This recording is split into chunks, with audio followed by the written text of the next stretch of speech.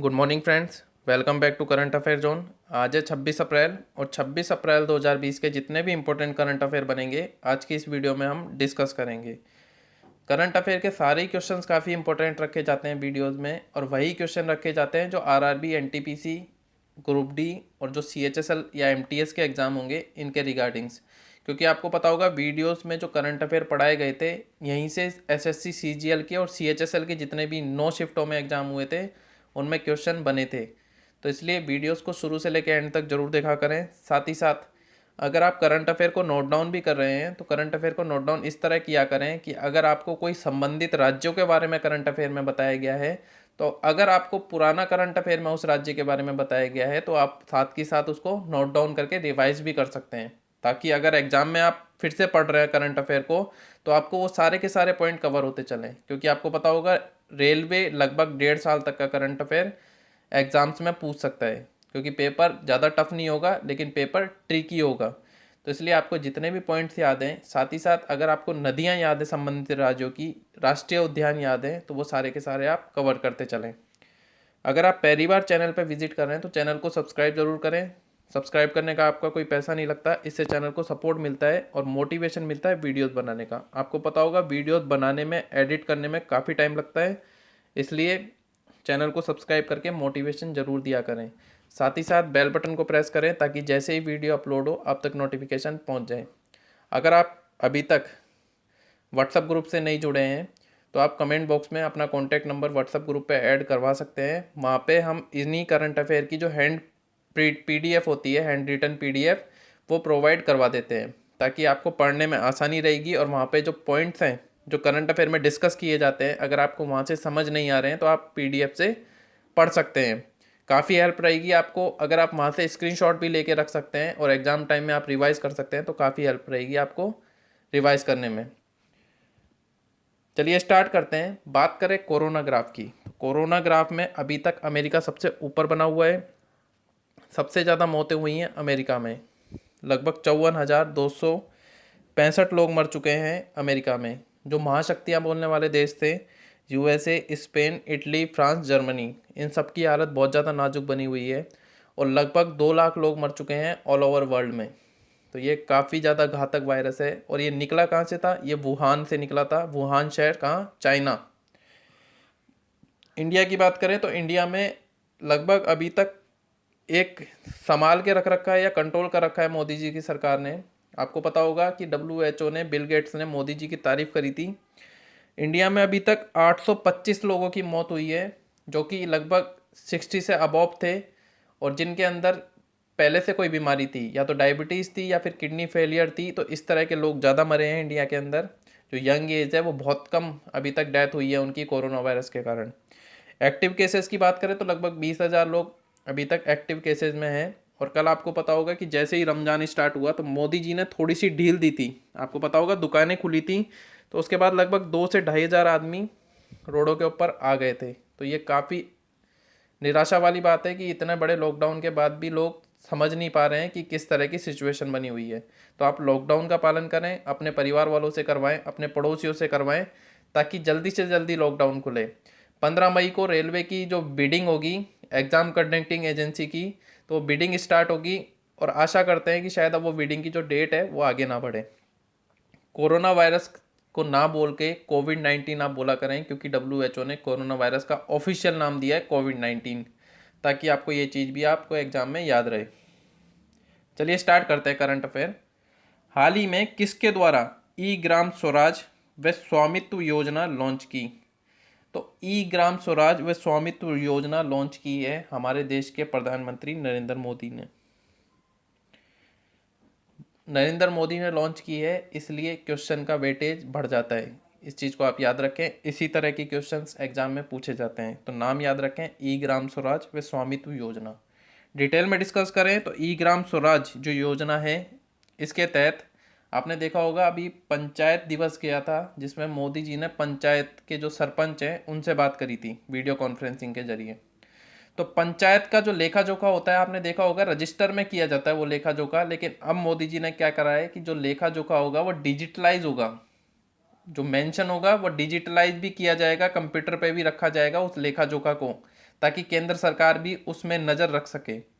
साथ ही साथ स्वामित्व योजना की बात करें तो स्वामित्व योजना के तहत देश के सभी गांवों को, जो गांव में संपत्ति है लोगों की, तो उसका क्या होगा, मैपिंग की जाएगी। ये बताया जाएगा कि ये जो संपत्ति है वो, अगर आप अपने सिस्टम पर देखें तो पता चल जाए कि ये संपत्ति किसकी है, ये संपत्ति सरकारी है कि ये संपत्ति किसी व्यक्ति की है।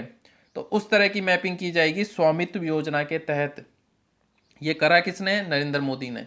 और नरेंद्र मोदी महान शख्सियत में बने हुए हैं, क्योंकि आपको पता होगा रेलवे में एनटीपीसी का जो सिलेबस है उसमें एक जो टॉपिक दे रखा है जीके जीएस में, उसमें दे रखा है कि एक फेमस पर्सनैलिटीज़, तो उसमें आप नरेंद्र मोदी के बारे में ज़रूर पढ़कर जाएं। नरेंद्र मोदी और अमित शाह के बारे में एग्जाम में क्वेश्चन बन सकता है।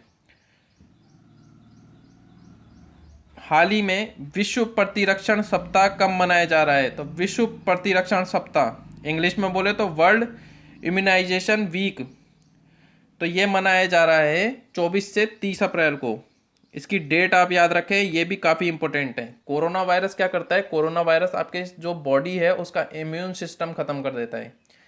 इम्यून सिस्टम क्या होता है कि अगर आपके अंदर जैसे सपोज बुखार चढ़ा तो आपका अंदर से जो वाइट ब्लड सेल्स है वो लड़ने की, रोग प्रतिरोधक क्षमता है उसको बढ़ाती है।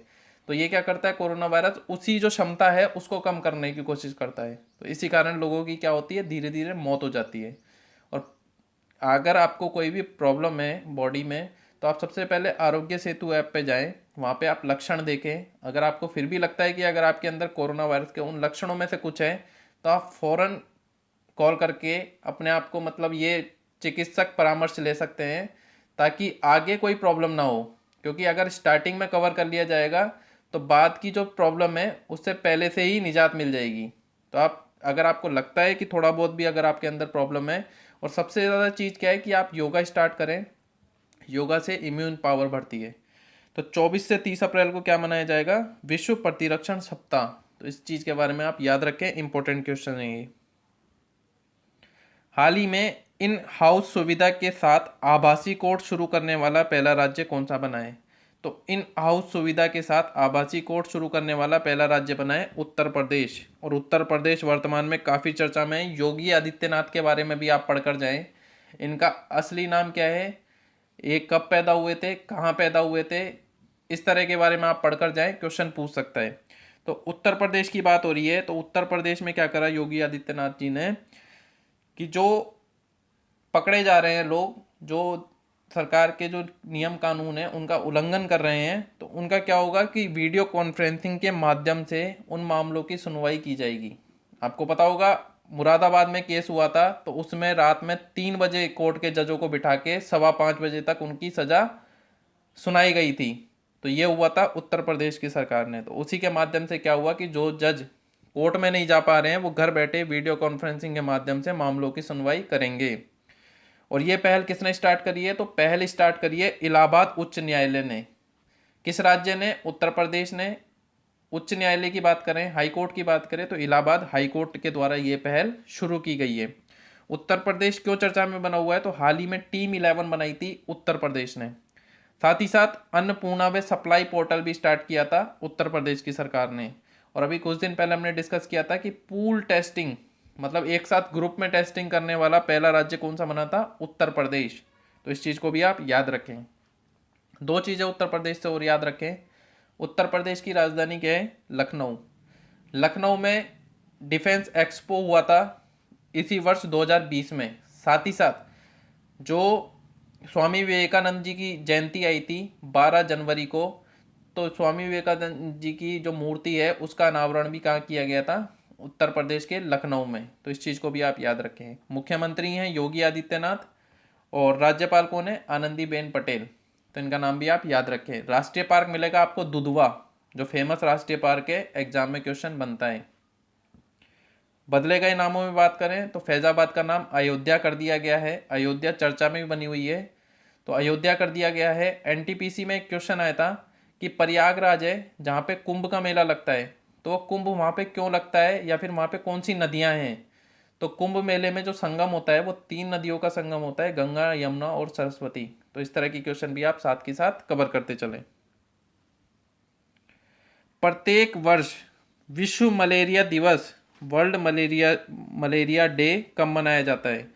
तो विश्व मलेरिया दिवस मनाया जाता है 25 अप्रैल को।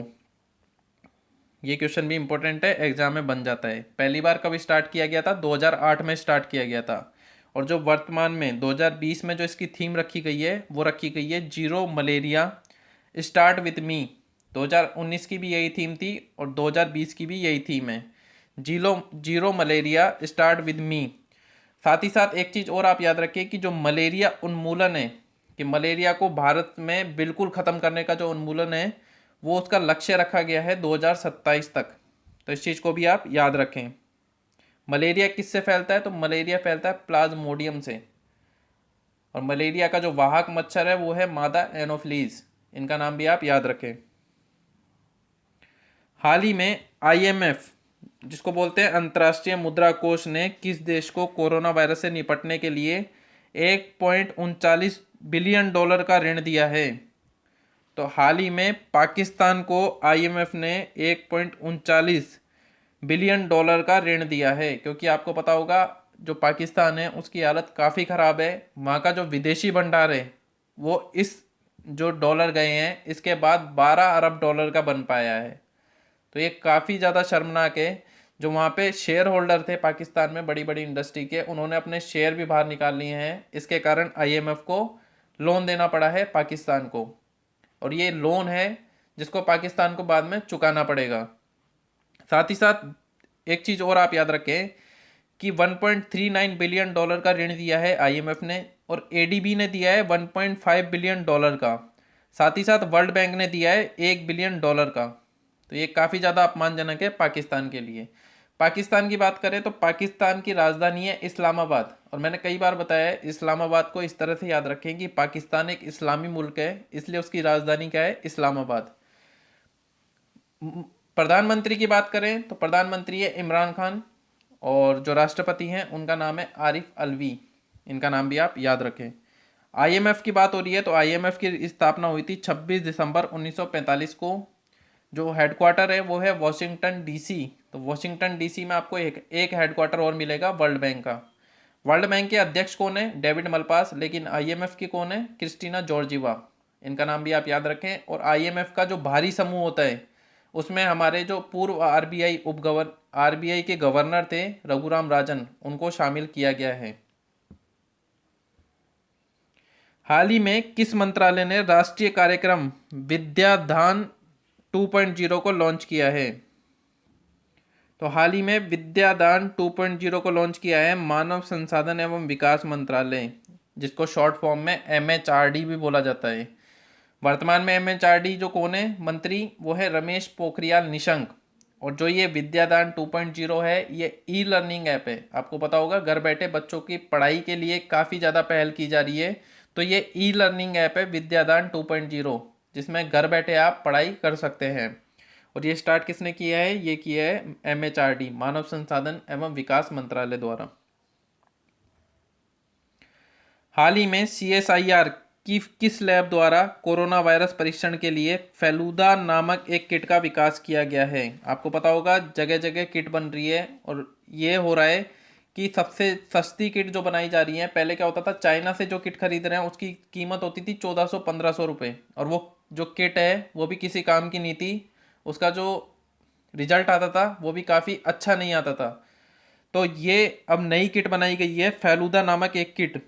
तो इसका विकास किया है या फिर इसको डेवलप किया है CSIR IGIB ने।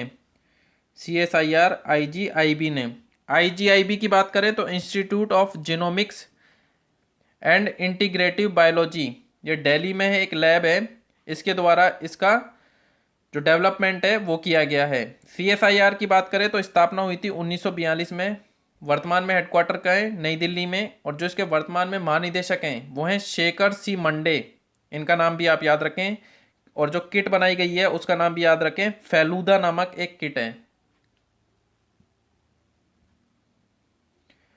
हाल ही में उषा गांगुली का 75 वर्ष की आयु में निधन हुआ, वह कौन थी? तो ये इंपॉर्टेंट क्वेश्चन बनता है और निधन वाले में ये क्वेश्चन स्टार मार्क जरूर कर लीजिएगा, तो क्योंकि ये क्वेश्चन इंपॉर्टेंट है।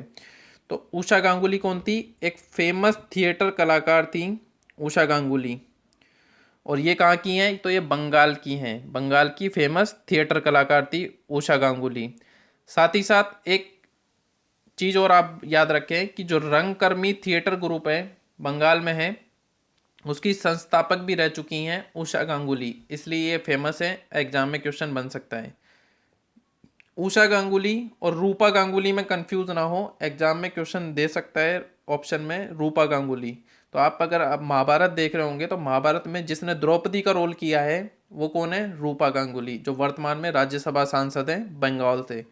तो रूपा गांगुली और उषा गांगुली में कंफ्यूज ना हो। हाल ही में महामारी अधिनियम 1897 के लिए अध्यादेश लाकर केंद्र सरकार ने स्वास्थ्य कर्मियों पर हमले की जांच कितने दिन में पूरी करने के लिए कानून बनाया है?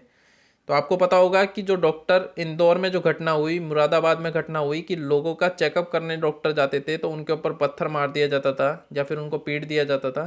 तो इस तरह के जो हरकतें थी जो स्वास्थ्य कर्मियों के ऊपर की जा रही थी, तो महामारी अधिनियम था 1897 का, जिसको पेंडेमिक एक्ट भी बोला जाता था। तो उसमें क्या हुआ था? तो उसमें अब संशोधन किया है केंद्र सरकार ने, एक अध्यादेश लाकर उसमें संशोधन किया है। तो उस हमले की जांच के लिए एक कानून बनाया गया है कि 30 दिन के अंदर उस हमले की जांच पूरी करके जो दोषी हैं उनको सजा दी जाए। तो एक काफ़ी अच्छी चीज़ है। अगर स्वास्थ्यकर्मी पर मामूली चोट अगर आई है तो 3 से 5 साल की, 3 महीने से 5 साल तक की सज़ा और 50,000 से लेकर 2 लाख तक का जुर्माना वसूला जाएगा। अगर गंभीर चोट आई है, अगर स्वास्थ्यकर्मी को गंभीर चोट आई है तो 6 महीने से लेकर 7 साल तक की तो सज़ा और 1 से 5 लाख तक का जुर्माना उसको भरना पड़ेगा। और ये काफ़ी अच्छी पहल है केंद्र सरकार के द्वारा। वर्ल्ड गेम्स 2022 के लिए नए लोगों का अनावरण किया गया, इसका आयोजन कहाँ किया जाएगा? तो वर्ल्ड गेम्स 2022 इसका अनावरण, इसमें एक लोगो है उसका अनावरण किया गया है। तो इसका आयोजन कहाँ किया जाएगा? बर्मिंघम, अमेरिका में। दो चीज़ें आप याद रखें, बर्मिंघम है वो एक अमेरिका में है और बर्मिंघम का है एक है इंग्लैंड के अंदर। एशियाई जो खेल होंगे 2022 में वो कहाँ आयोजित किए जाएंगे? वो आयोजित किए जाएंगे जांगजो, चीन में। चीन का एक शहर है जांगजो, वहाँ पर एशियाई खेल 2022 में आयोजित किए जाएंगे।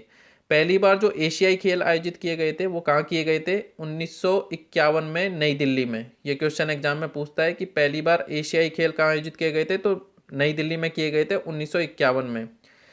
बात करें राष्ट्रमंडल जो खेल हैं 2022, इसको आपको एग्जाम में चेंज करके भी दे सकता है इसका नाम। तो इसका दूसरा नाम है कॉमनवेल्थ गेम्स और उसी का हिंदी में नाम है राष्ट्रमंडल खेल।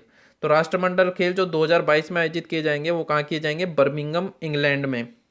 तो दोनों में कंफ्यूज ना हो, वर्ल्ड गेम्स 2022 बर्मिंघम यूएसए में और राष्ट्रमंडल खेल 2022 बर्मिंघम, इंग्लैंड में।